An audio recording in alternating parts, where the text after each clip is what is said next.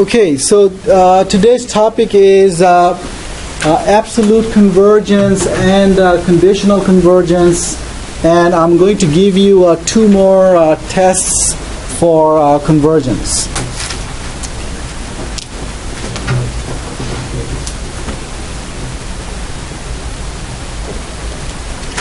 Our first definition today is the following. A series, I am not writing down the, well, maybe I should. Let me write down that this is n going from 1 to infinity. It doesn't matter whether it's going from 1 to infinity or 2 to infinity or negative 1 to infinity. The initial index wouldn't be a issue. So if I have a series n going from 1 to infinity an, we are going to call that series absolutely convergent if the series n going from 1 to infinity of absolute value of an is convergent. So what's the meaning of that? A series is called absolutely convergent if when you put absolute value, if the series, when you put absolute value signs around the terms, is convergent, right? Am I making sense? So what you're doing is you're putting the absolute value sign, you're putting absolute value signs around all the terms, right? And if that series is convergent, then you say that the given series is absolutely convergent. A given series n going from 1 to infinity of an is conditionally convergent if it is convergent, but it's not absolutely convergent. Okay, so the series itself is convergent. However, if you put absolute value signs around the terms, then you don't get a convergent series, right? That's the meaning of conditional convergence. Is everybody clear? Let's look at an example. If I look at this example, summation n going from 1 to infinity of negative 1 to the n divided by n squared, is this absolutely convergent or not? Well, it's got to be absolutely convergent. Why? Well, let's look at, let's put absolute value signs around the terms. So I'm going to get n going from 1 to infinity, absolute value of negative 1 to the n divided by n squared. And that series, when you take the absolute value, what do you get? The series n going from 1 to infinity of 1 over n squared. And we know that 1 over n squared is what? The summation 1 over n squared, that's the p series, p equals to 2, which is greater than 1. Therefore, it's a convergent p series by the p series test. So we know that this is convergent. So because the summation n going from 1 to infinity of absolute value of negative 1 to the n over n squared is convergent, we say that the given alternating series is absolutely convergent. Is that making sense? Absolutely convergent means if you put in absolute value signs around the terms, you get a convergent series, okay? The next series, if you think about it, you get summation n going from 1 to infinity, negative 1 to the n divided by n. Now, that's an alternating series, right? And by the alternating series test, we know that this alternating series is what? It's convergent, right? Because of what? Remember the alternating series test we did last time? Negative 1 to the n over n, right? So what is besides negative 1 to the n, what do you have? 1 over n. 1 over n, is that positive? Checked. Is it decreasing? Checked. Is it going to 0? Checked. 3 things. If those 3 things are true, then the alternating series is what? Convergent. Now, if I take the absolute value of the terms, what do you get? N going from 1 to infinity, the absolute value of negative 1 to the n over n, that's the same as the series summation 1 over n. what do we know about summation 1 over n? Summation 1 over n, that's the P series. P equals to 1. Therefore, it is divergent. Also, you can say this is the harmonic series that we saw in 11.2, and so it is divergent. So what do we have then? The given alternating series, the series itself is convergent, right? This series is itself convergent. However, if you put absolute value signs around the terms, you get a divergent series, right? So that's why this is called, this series is conditionally convergent. It's not absolutely convergent. It is conditionally convergent. Again, conditional convergent means the series itself is convergent, but when you put in absolute value signs around the terms, you get a divergent series. Is everybody okay? So the second example is then a conditionally convergent series. Another example, I have summation n going from 1 to infinity of cosine n over n squared, right? Notice that cosine n could be positive and negative, depending on what n is. Okay? So, is this series convergent? Absolutely. Well, let's check. I have here cosine. Okay, so in order to check whether this is absolutely convergent, what do I have to check? No, to check whether it's absolutely convergent, you have to put in absolute value signs around it, around the terms, and see if it is convergent. So I am going to put in absolute value signs around the term, nth term, and then check whether the series obtained is convergent. Well, how do I check whether this series is convergent? Well, first of all,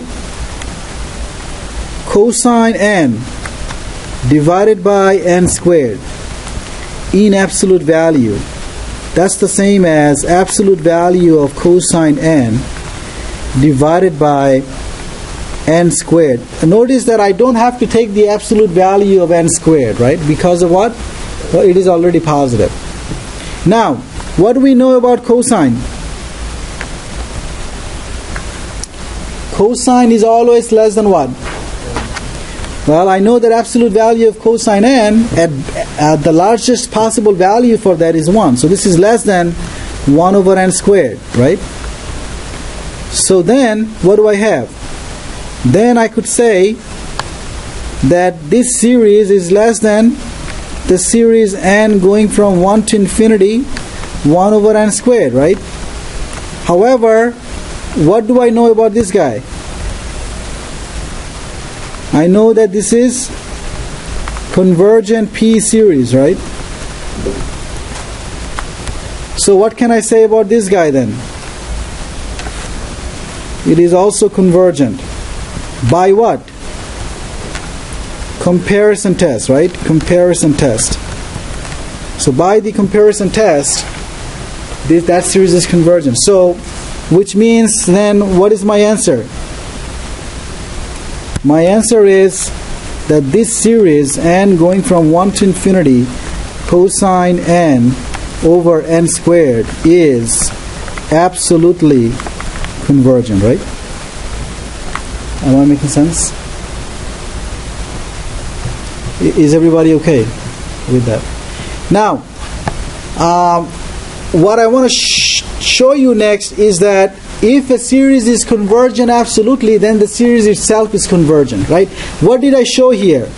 I showed to you here that the series, I showed you that this series, right? I showed you this series is convergent, right? With the absolute value signs. But I haven't shown you that the given series, right? Cosine n over n squared without the absolute value signs. I didn't say that is convergent yet, right?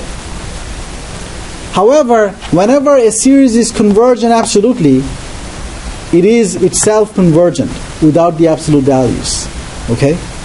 So, in fact, knowing that this is convergent absolutely implies that the series itself is convergent without absolute value signs. So this is convergent.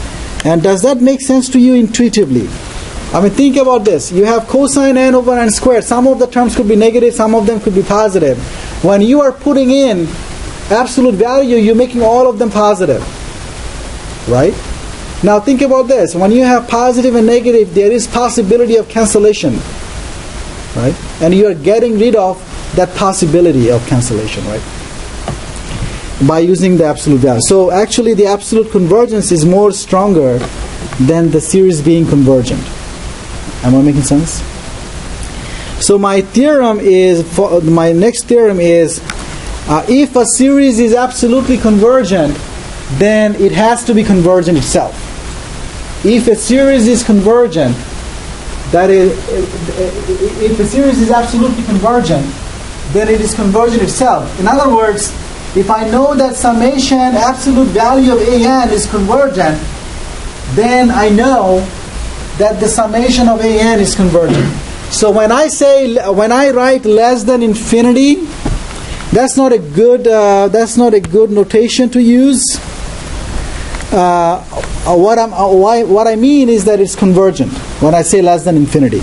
But I should more properly say that this series is convergent. If the summation absolute value of n is convergent, then the summation an is convergent as well. Is that making sense? It doesn't work the other way around. If I know that the summation of an is convergent, it doesn't imply that the summation of absolute value of an is convergent. It doesn't work the other way around. Is that clear? I'm going to give you a proof of this just to make sure that you understand the difference between absolute convergence versus conditional convergence. Suppose, in order to prove this, I'm going to assume that the summation absolute value of an is convergent. So I am assuming summation absolute value of an is convergent, and I have to show you that summation an without the absolute values is also convergent, right? How do I do that? Well, I'm going to think about it following way. If you look at an, would you agree with me that an is between negative absolute value of an and less than absolute value of an? Is that making sense to you? An is less than the absolute value of an and greater than or equal to negative absolute value of an. What am I saying here? If you think about it, if you look at the number 4, right? Number 4, I'm saying, is less than or equal to absolute value of 4, greater than or equal to negative absolute value of 4, right? Is that true? Yeah. If we look at negative 2, right? I'm saying negative 2 is between less than absolute value of negative 2, greater than or equal to negative absolute value of negative 2. Is that true? Yes. So all I'm saying then here is that any number an is less than its absolute value but greater than the negative of its absolute value. Okay, now what I'm going to do is I'm going to add absolute value of an throughout. Okay? So if I add absolute value of an on the far left side, what do I get? If I add absolute value of an, I'm going to get 0.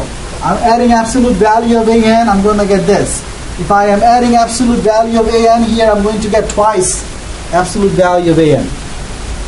Okay, so then if I look at the series an plus absolute value of an, that's going to be less than twice the series absolute value of an. Right here. Everybody's okay? Now I'm going to use the comparison test. What do I know about this series? By assumption, this series is what? Remember, the series absolute value of an is convergent, right? That's the assumption. So I know that this guy is a convergent, right? So what does it tell me about the other series? It tells me that this guy is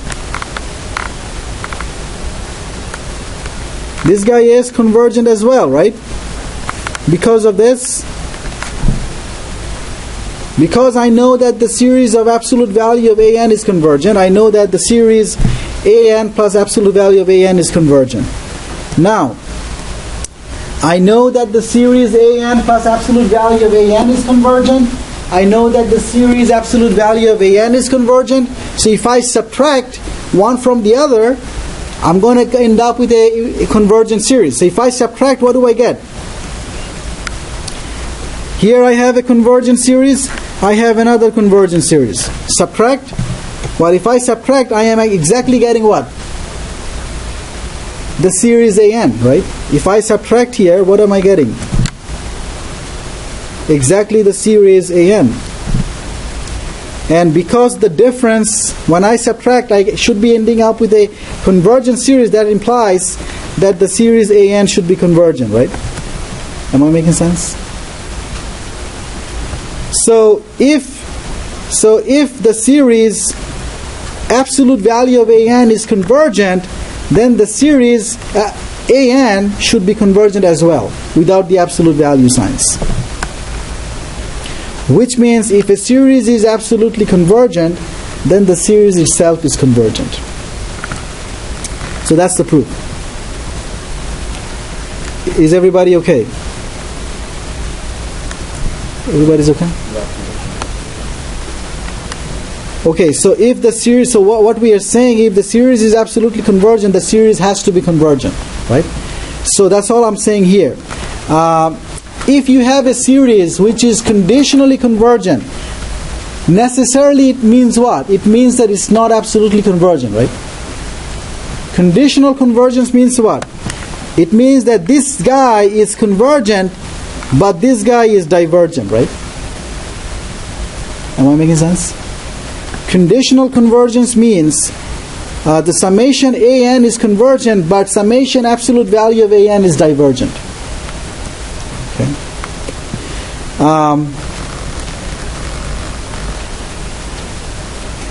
Here is a test for absolute convergence. This is called the ratio test. This is very important for us in the next few sections as well.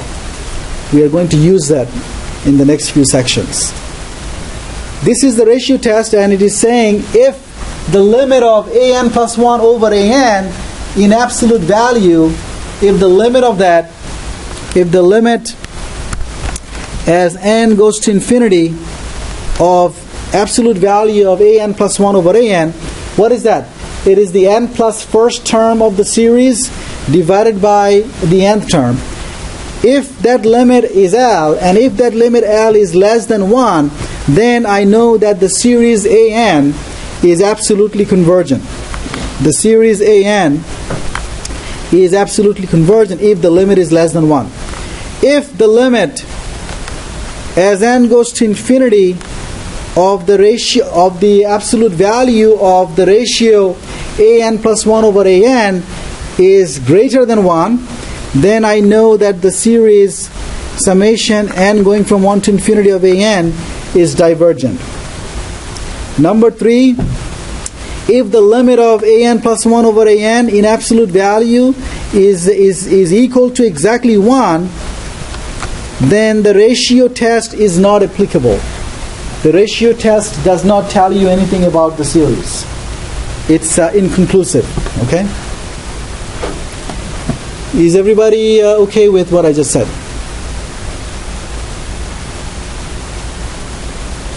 I have written that down in the handout, so let me move on. I was going to give you a heuristic proof of this, but let me skip that for now because I may not have enough time to do examples. Let me first do some examples for this test. So let me first of all look at the first one. If I look at the first series here, summation n going from 1 to infinity 1 over n, we already know that this series is what? We already know that, right? This is the harmonic series, right? And this should be what? Divergent. We already know this series is what? convergent. You already know that. However, let's apply the ratio test and see what we get. If I apply the ratio test, this is what I'm going to get. I'm going to take the limit as n goes to infinity. What is the n plus first term for this guy? What is the n plus first term of the first series? What is the n plus first term of the first series? 1 over n plus 1, right? That's the n plus first term. What is the nth term? The nth term is 1 over n. So I take the ratio of that, right? What is that ratio? This limit will be the limit as n goes to infinity of n over n plus 1, and you can see that this is exactly 1. And if I do the same thing here, if I take the limit for the second problem as n goes to infinity, what is the nth term? The nth term of the series is 1 over n squared. So in the numerator, I am going to put in what? The n plus first term. What is the n plus first term? Replace n by n plus 1. So this is what I'm going to get, right? And what is that limit? The limit is n squared over n plus 1 squared. This limit is also 1. This limit is also 1. Okay? This limit is also 1. Let me maybe write one more step here. This is the limit as n goes to infinity, n over n plus 1 whole squared, right? So the limit inside, this is 1 squared then, which is 1. So my point is, if I apply the ratio test, if I look at the ratio of the n plus first term to the nth term and take the limit, in absolute value, right? In absolute value. But they are positive in any way. So I get 1 in both cases. However, in one case the series is divergent, the other case the series is convergent. My point is, remember I said in the ratio test that if the limit is 1, then the ratio test is inconclusive. So you can see why, because if the limit is 1, the series could be convergent or divergent. I have an example where the limit is 1, but the series is divergent. Another example where the limit is 1, but the series is convergent. So the ratio test cannot be applied when that limit is 1. Is everybody okay? All right. Let me give you the root test as well. The root test says the following. Instead of taking the ratio of an plus 1 over an, take the nth root. Take the nth root of the absolute value of an. So, and take the limit of that. So take the limit as n goes to infinity of the nth root of absolute value of an. If that limit is less than 1, then the series n going from 1 to infinity of an is absolutely convergent. If the limit as n goes to infinity of nth root of absolute value of an is greater than 1, then the series n going from 1 to infinity of an is divergent. And if the limit is 1 exactly, just like the ratio test, the root test is inconclusive as well, or it's not applicable. Okay? Am I making sense? Are these statements making sense? Depending on the limit, you can say something about the convergence of the series. And I'm going to give you some examples in a bit. Let me give you a heuristic proof, meaning that it's not a formal proof. It's just some reasoning to show why the root test is true. Well, what is the meaning of saying that the limit is L? When I write that the limit of absolute value of an to the power 1 over n, the nth root of absolute value of an is L, what does it mean? Well, it means that after some point on, the nth root of absolute value of an is very close to L, right? The limit is L, means after some point on, the nth root of an is very close to L. So I'm just going to assume that nth root of an is always equal to L for all n, because this is a heuristic argument. So I can then say that the absolute value of an then is an to the 1 over n is about L. So the absolute value of an would be L to the power n, right, if you raise both sides to n. And then I can say that the summation of absolute value of an is about the same as summation L to the n, right? However, if you look at summation L to the n, what is that? What is this series? What kind of series is that?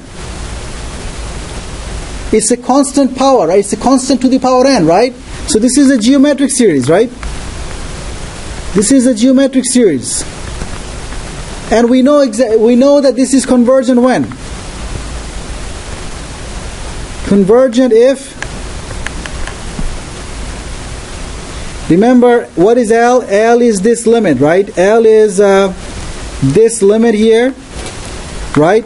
Because L is the limit of, you're taking absolute value of an to the power 1 over n, so you're taking the limit of a positive sequence, right, because of the absolute value.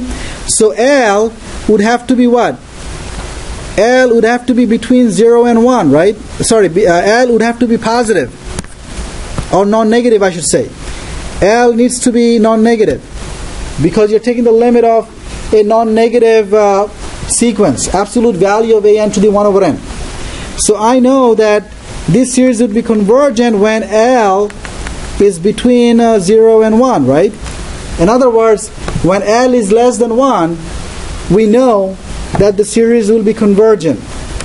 And it will be divergent when? When L is bigger than 1.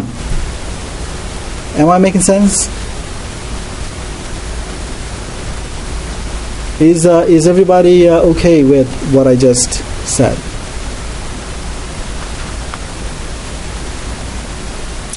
Okay, so that's why the root test works out.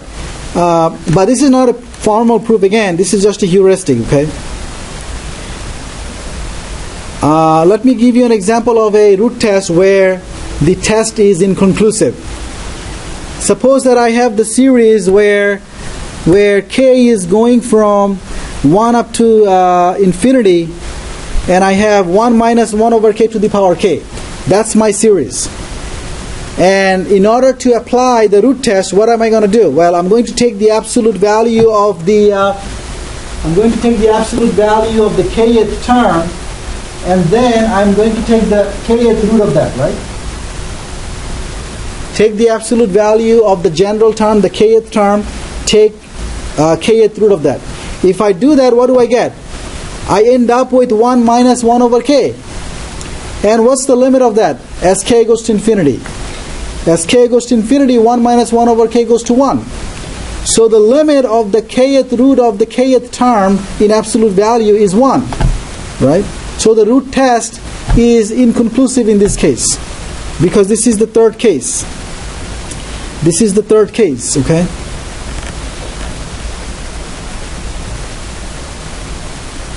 Now, what am I going to do? Because the root test tells me that I don't know whether the series is convergent or divergent, right? So what should I do? Well, do something else.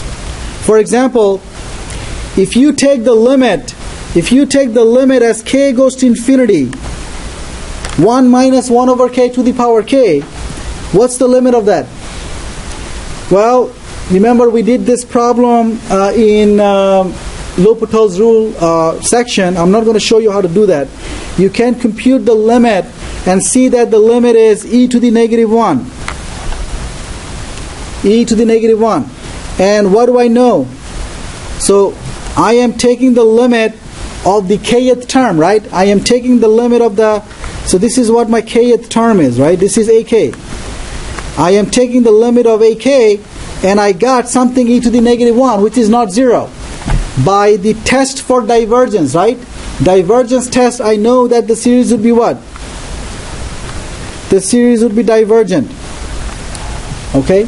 So when the root test fails, you have to do something else. Okay? This is an example. We're going to see some more examples later. Let me now do a couple of examples of showing you how to use them in your exercises. Let's look at the following example. Let's take the summation n going from 1 to infinity negative, actually let's take 3n plus 1 divided by 4n plus 5 to the power n. So that's the series, and the question is it convergent or divergent? Okay, and also when you're thinking about convergence, you need to also decide whether it is absolutely convergent or conditionally convergent. Okay, that's the question. Is it convergent or divergent? If it is convergent, whether it is absolutely or not. Well, what test can I apply here? Between the ratio test and the root test, which one would you pick? Yeah, I think I'm going to use root test here, because I think if I use the root test, I'm going to get something simple. So this is I'm going to call what is my nth term here? What is my nth term? What is my nth term here? I'm going to call that an. That's my nth term. And in order to apply the root test, what do I have to do? I have to take the limit as n goes to infinity of absolute value of an to the power what? 1 over n, or the nth root of that. So what is the nth root of that? Well, this is the limit n goes to infinity. What is an? It is 3n plus 1 over 4n plus 5 to the power n. Right? That's the nth term so far. And I have the absolute value around an, and then I have the nth root.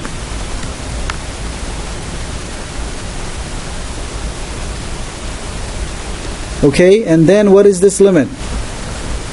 This is the same as the limit as n goes to infinity. Well, n and 1 over n cancels out, right? So what do I get? 3n plus 1 divided by 4n plus 5, right? In absolute value.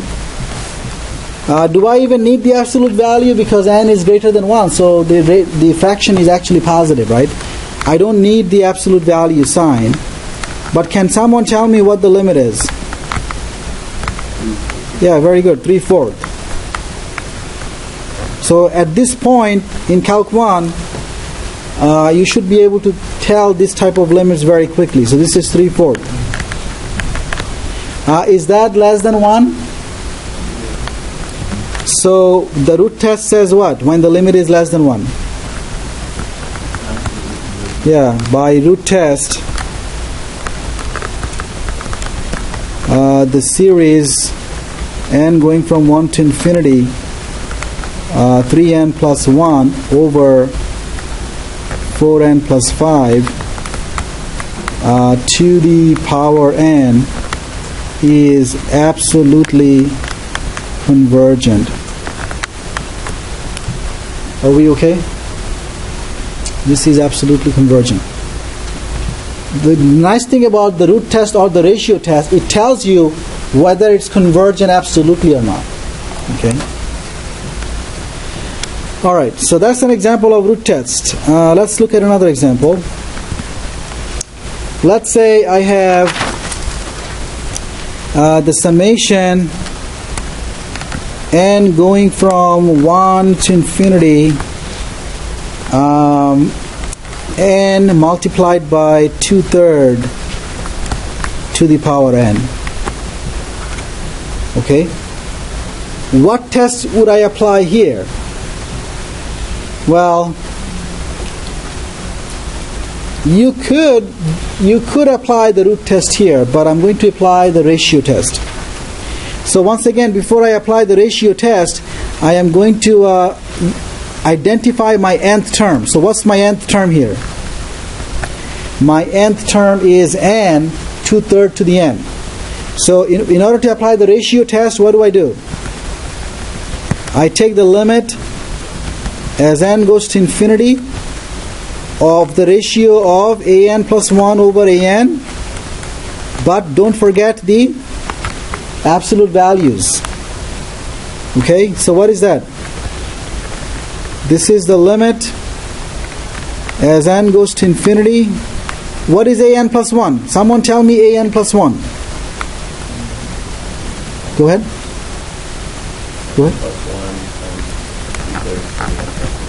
Yeah, n plus 1 times 2/3 to the n plus 1. And what is an? Well, an is n 2/3 to the n in absolute value. Well, what do I have then? This is the limit. Can you see what cancels out? What cancels out? 2/3 to the power n plus 1 over 2/3 to the n. So that I have n plus 1 divided by n for sure, right? And then 2/3 to the power n plus 1 over 2/3 to the n is going to give you just 2/3, right? You have to subtract the exponents, right? So this is what you get. Now, do I have to put in any absolute value here? This is already positive, right? So I'm not going to write the absolute value anymore. Now, what is the limit of this? Yeah, the limit of n over n plus 1 is what? Maybe I'm going to write one more line here. So this would be 1 plus 1 over n times 2/3, and the limit of 1 plus 1 over n as n goes to infinity is 1. So I get that. So that's the limit. The limit is 2/3. Is that limit less than 1? So by ratio test,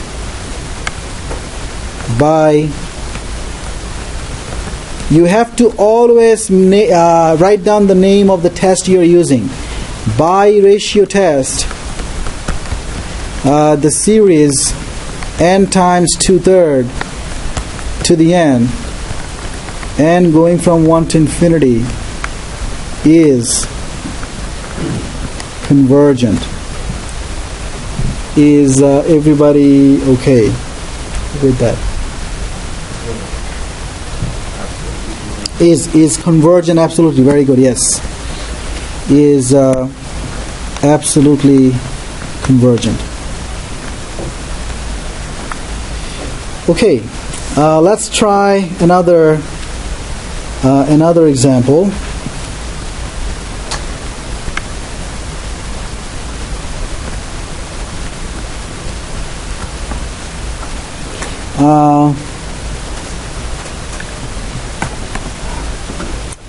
Let's try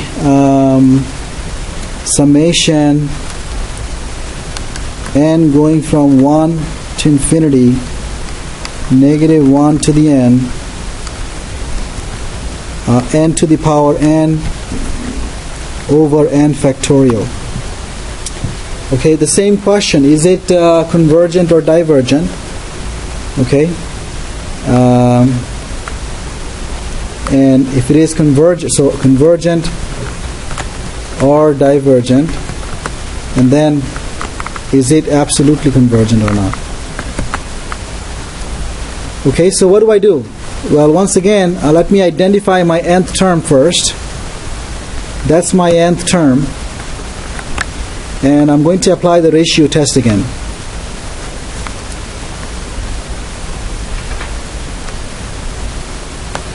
The ratio test, I'm going to look at the limit as n goes to infinity of an plus 1 over an in absolute value. This is the same as the limit n goes to infinity an plus 1 divided by an, right? And now I'm going to write down what the terms are. So I get, what is an plus 1? Can someone tell me what an plus 1 is? Negative 1 to the what? N plus 1. And then n to the n becomes what? N plus 1 to the n plus 1 divided by n plus 1 factorial. So that's an plus 1 divided by an. What is an? Minus 1 to the n to the n divided by n factorial, right? Is everybody okay? So I wrote down an as negative 1 to the n to the n over n factorial. Now, how can I simplify that? This would be the limit as n goes to infinity, negative 1 to the n plus 1, n plus 1 to the n plus 1 over n plus 1 factorial multiplied with n factorial divided by negative 1 to the n and n to the n in absolute value. So that's what I have. That's what I have. Okay? Now, let's simplify things. First of all, do you realize that n plus 1 factorial is the same as what? N plus 1 factorial. Can I replace that with n plus 1 multiplied by n factorial? You realize that? N plus 1. So what is n plus 1 factorial? N plus 1 factorial is n plus 1 n minus 1 all the way up to 1, right? However, if you look at n minus 1 all the way up to 1, what is that? N factorial. So n plus 1 factorial is the same as n plus 1 times n factorial. Why do I write it this way? Why am I writing it this way? Because I want to cancel out n factorial, right? So what am I left with? I am left with n plus 1. Minus 1 to the n, minus 1 to the n plus 1 gives you what? Right? Okay, can I do anything else? Anything else possible? Any other cancellations? N plus 1. N plus 1 to the n plus 1. What is that? N plus 1 to the n, right? I had plus 1. I had a factor of n plus 1 in the denominator, so I can cancel out one of the factors. So I get this. So altogether then I have the limit as n goes to infinity, negative 1, and then I have n plus 1 to the n divided by n to the n. You agree with that? That's all I have left. Everybody's okay with that? Now notice this is the same as the limit as n goes to infinity. Because you're taking the absolute value sign, you can get rid of negative 1. And then what do you have? You have n plus 1 divided by n. Can I combine them to the power n? You agree with that? I have n plus 1 to the n divided by n to the n, right? So the same exponent for n plus 1 and n. So I can write it as n plus 1 over n to the power n. Alright? So now the question is, how do I come up with that limit? How do I come up with that limit? I am going to rewrite this as the limit n going from n goes to infinity, 1 plus 1 over n to the power n. We have done this example in 6.8, right? L'Hopital's rule. We wrote this as what? In L'Hopital's rule, we wrote this as the limit n going to infinity. What is that? e to the power n ln of 1 plus 1 over n. Right?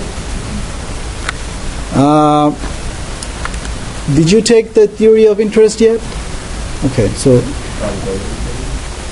yeah, you're going to see it in probability also, but in theory of interest, this exponential function comes up, and the limit should be what?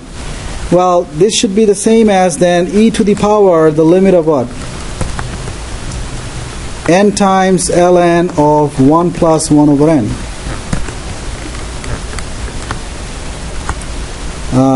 Can you say what that limit is? No one remembers? How do you come up with this limit?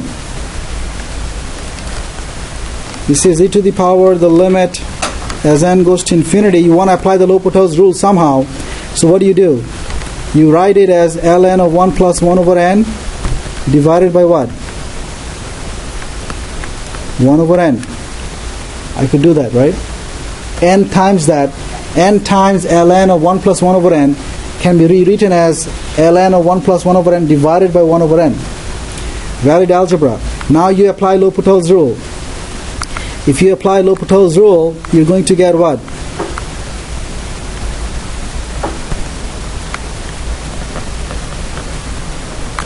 What's the derivative of the denominator? Negative 1 over n squared. That's the derivative of the denominator. What's the derivative of the numerator? 1 over 1 plus 1 over n multiplied by the derivative of 1 plus 1 over n. What is that? Again this, right? Cancel them out. And take the limit now. What do you get? E to the 1, right? Which is e? Which is bigger than 1. So,